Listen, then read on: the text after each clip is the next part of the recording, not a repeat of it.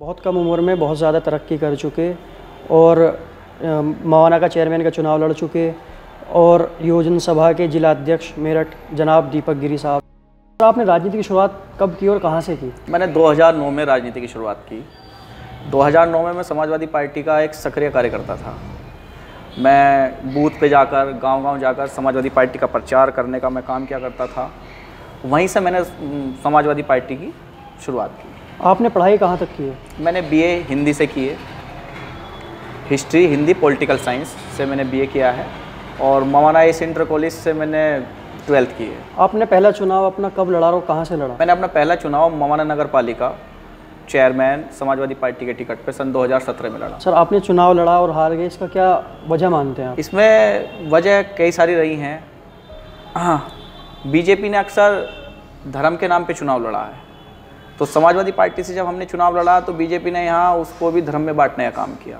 ये सबसे बड़ी वजह रही हमारे चुनाव हारने। आप अपना राजनीतिक गुरु किन्हें मानते हैं? राजनीतिक गुरु जिससे सब कुछ सीखने को मिल जाए राजनीति में, वही मेरी नज़रों में गुरु है।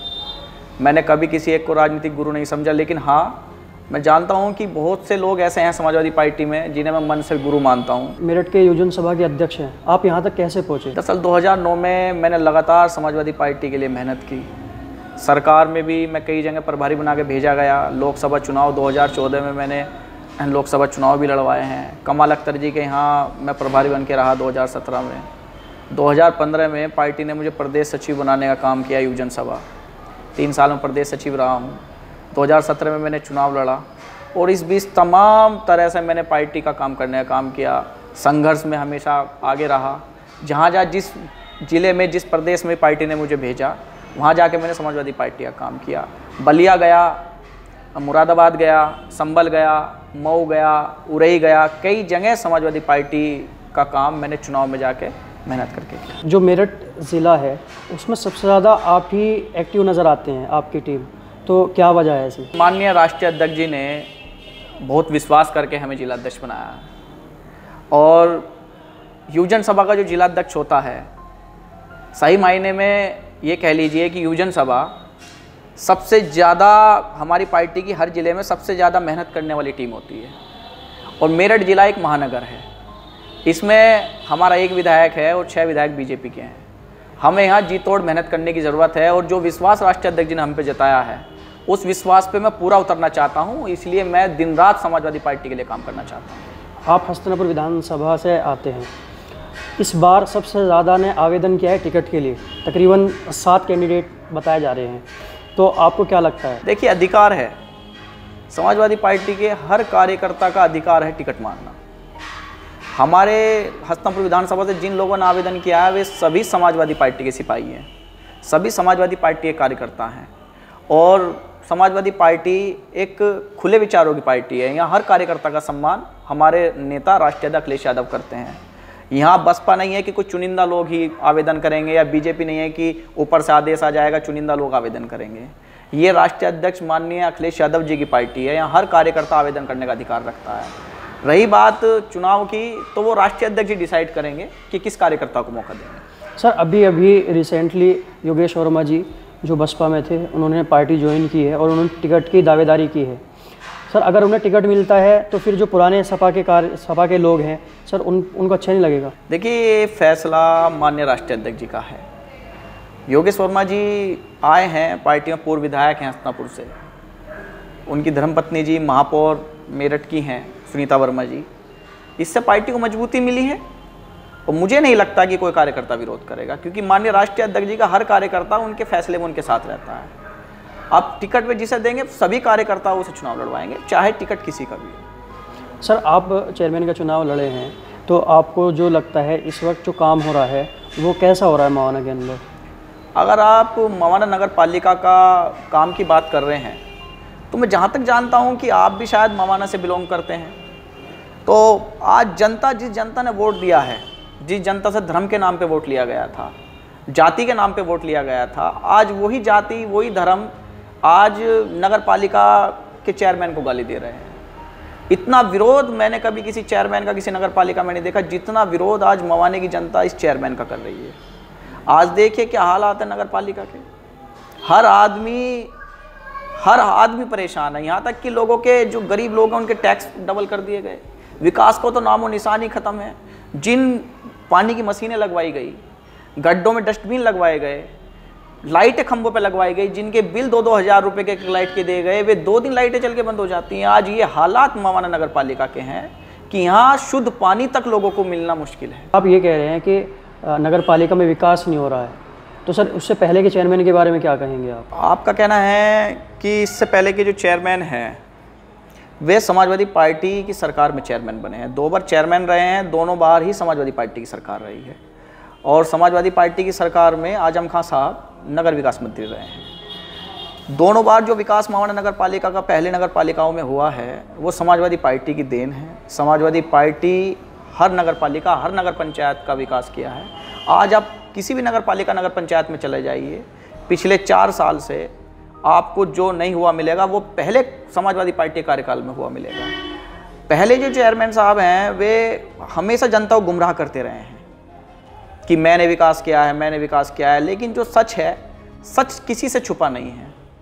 अखिलेश यादव जी की सरकार में विकास हुआ है, अखिलेश यादव समाजवादी पार्टी की सरकार में विकास हुआ है, जो सच्चाई है। इस हिसाब से तो जो आप कह रहे हैं उस हिसाब से तो जो इस बार जैसे बीजेपी गवर्नमेंट है तो इन चेयरमैन की कोई गलती नहीं है? नहीं, देखिए, एक निधि हर सरकार में हर नगर पालिका में आती है। जैसे आप मान के चलिए 25 से 30 करोड़ की निधि एक साल में मवाना नगर पालिका की अगर आ रही है तो उस निधि को अभी काम ना करने का भी एक बहुत बड़ा लॉजिक है कि उस निधि को भी नहीं लगाया जा रहा है मवाना नगर पालिका में। उस निधि को भी बार बंटा किया जा रहा है।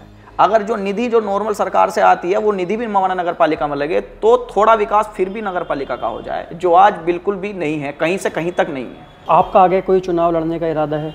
देखिए, समय बताएगा। चुनाव लड़ने का इरादा माननीय राष्ट्रीय अध्यक्ष जी डिसाइड करेंगे। नहीं, आपका कोई मन चेयरमैनी का चुनाव या विधायक का चुनाव? अभी फिलहाल मेरा कोई इरादा नहीं है। अभी तो संगठन में काम करने का इरादा है, समाजवादी पार्टी को मजबूत करने का इरादा है, और आने वाला समय बताएगा। सर, किसान आंदोलन चल रहा है, इस टाइम पीक पे है, आप क्या कहेंगे उसके बारे में? किसान आंदोलन में हमने सक्रिय भूमिका निभाते हुए किसानों की आवाज़ बुलंद करने का काम किया है। ये जो काले कानून इस बीजेपी सरकार ने, इस तानाशाही सरकार ने जो किसानों के ऊपर रख दिए हैं, इसके खिलाफ हमने जोर शोर से किसान आंदोलन को उठाने का काम किया है। 7 दिसंबर से लेकर 14 दिसंबर तक हमारा किसान आंदोलन चला है। 7 तारीख में हम पे इस प्रशासन ने मुकदमे लगाने का काम किया और हमें शाम को छोड़ने का काम किया। उसके बाद हम रेगुलर लगातार गांव-गांव जाके इस किसान बिल का विरोध करते रहे। रोज़ हम गांव गए, लोगों के बीच गए। 13 तारीख में योगी जी आए मेरठ। हमने सोचा कि किसान यात्रा के माध्यम से हम इस काले कानून का विरोध योगी जी के सामने करेंगे, तो हमें जेल भेजने का काम इस प्रशासन ने किया। 13 तारीख की सुबह हमें मवाना से निकलते गिरफ्तार कर लिया गया और जेल भेजने का काम इस तानाशाही सरकार ने किया। हम 7 दिन जेल रहे और उसके बाद भी हम लगातार किसानों की आवाज़ बुलंद करने के लिए लोगों के बीच लगातार गांव-गांव जाके इस काले कानून के खिलाफ लड़ने का काम कर रहे हैं। आपकी 2022 को लेके क्या तैयारियां हैं? 2022 को लेके 15 फरवरी को मैं अपनी कमेटी घोषित कर रहा हूँ।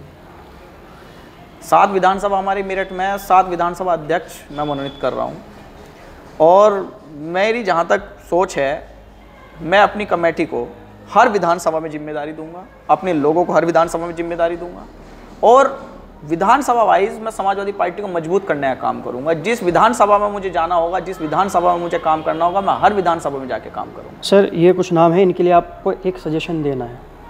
अखिलेश यादव जी। अखिलेश यादव जी एक उच्च सोच के व्यक्ति हैं।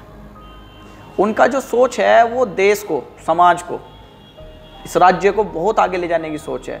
वे धर्म, जाति, इनसे कहीं ज़्यादा उठकर सोचना चाहते हैं दुनिया के लिए, देश के लिए, अपने लोगों के लिए। लेकिन ये बीजेपी के लोग हमेशा उनकी सोच को गलत ठहराने की कोशिश करते हैं। लेकिन आज भी आप जनता के बीच चले जाइए, माननीय राष्ट्रीय अध्यक्ष जी की जो सोच है वो जनता आपको बता देगी। योगी जी के बारे में? योगी जी हैं, योगी जी कहते हैं कि मैं योगी हूँ, लेकिन जिस तरह की तानाशाही उन्होंने आज प्रदेश के अंदर कर रखी है, आज उनके राज्य में किसान, मजदूर, गरीब, दलित, हर छोटा व्यक्ति परेशान है। जहाँ तक मुझे उम्मीद है कि कोई भी योगी होगा, महाराज होगा, पंडित होगा, तो गरीबों के प्रति संवेदना रखेंगे। लेकिन मुझे यहाँ ऐसा कुछ नहीं दिखाई देता। योगी जी के अंदर ना कोई संवेदना है किसी के लिए, ना किसी के लिए कुछ प्यार है, ना किसी के लिए मतलब कुछ है ही नहीं। एक तरह से देखा जाए तो सिर्फ तानाशाही है और गरीबों को ख़त्म करने का शायद फैसला योगी जी ने ले लिया। प्रभुदयाल जी? प्रभुदयाल जी एक शांत मन के व्यक्ति हैं। शाहिद मंजूर साहब? शाहिद मंजूर साहब एक उच्च सोच के व्यक्ति हैं जो अपने लोगों का हमेशा साथ देते हैं, अपने लोगों का साथ कभी नहीं छोड़ते। शाहिद मंजूर साहब के बारे में एक बात है कि वे जिसके हैं और जिसका साथ देते हैं मजबूताई से देते हैं। आज उनकी विधानसभा का हर व्यक्ति उनसे प्यार करता है और पहले की तरह आज भी उनके साथ है। पिछली बार तो शाहिद मंजूर साहब चुनाव हार गए थे, लेकिन इस बार उनका चुनाव कैसा रहेगा, आपको कैसा लगता है? दरअसल मैं नहीं समझता कि शाहिद मंजूर साहब चुनाव हारे हैं। 2012 में जब शाहिद मंजूर साहब चुनाव जीते थे तो उन्हें 80,000 वोट मिली थी और इस बार जब शाहिद मंजूर साहब चुनाव हारे हैं तो उन्हें 90,000 वोट मिली है। मुझे लगता है कि शाहिद मंजूर साहब की लोकप्रियता और उनके चाहने वाले लोग बढ़े हैं। उन्होंने अपने क्षेत्र का विकास किया है, लोगों की मदद की है। मुझे आज भी नहीं लगता कि वे चुनाव हारे हैं और इस बार शायद वे बहुत वोटों से आगे जाएंगे और बहुत वोटों से जीतेंगे। 20,000 वोटों से कम जीत हासिल करेंगे। मवाना चेयरमैन अयूब साहब? अयूब साहब से इतना मेरा परिचय नहीं रहा कभी, और जहाँ तक मुझे उनके बारे में पता है तो वे अपनी सोच खुद उत्पन्न करते हैं, खुद अपने फैसले लेते हैं, जहाँ तक मुझे लगता है। ओवैसी साहब? ओवैसी साहब के बारे में तो मैं नहीं कहना चाहूँगा, लेकिन हाँ अगर आप कहेंगे कि ओवैसी साहब की जो रणनीति है, अभी ओवैसी साहब बिहार गए तो बीजेपी को जिताई आए। उनके एक नेता हैं, नाम नहीं लूँगा, वे कहते हैं कि कांग्रेस को हराने के लिए हम बीजेपी का साथ देंगे। तो इससे ज़्यादा और मैं क्या कह सकता हूँ ओवैसी साहब के बारे में। नहीं सर, एक बात ये आई थी, ये अफवाह थी, अभी तक कोई ऑफिशियल अनाउंस नहीं किया गया था उन्होंने कि मैंने कहा है। उन्होंने कहा कि मैं आज़म खान साहब से जेल में मिलने जा रहा हूँ। तो ये सुनते ही आज़म खान साहब को जो कोई पूछ नहीं रहा था, उनके घर पहले कांग्रेस के नेता गए, उसके बाद फिर अखिलेश जी गए। तो ऐसा उनके कहने से हो, अगर उन्होंने नहीं कहा था तो जब तक उनके घर पे कोई गया ही नहीं। रही बात मिलने की, तो आप भी जानते हैं कि आज़म खान साहब का पुराना नाता समाजवादी पार्टी से रहा है। ये तो एक रणनीति, एक राजनीति के तहत चीज़ें चल जाती हैं।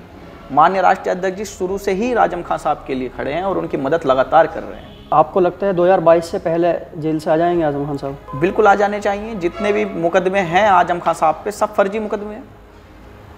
बीजेपी सरकार ने अपने कुछ वोटरों को दिखाने के लिए शायद ये गलत काम किया है, जो फर्जी मुकदमा आज़म खान साहब पे करके आज उन्हें जेल भेजने का काम किया है, लेकिन इसका भुगतान इस बीजेपी सरकार को करना पड़ेगा। शुक्रिया बहुत बहुत, आपने हमें इतना वक्त दिया। धन्यवाद।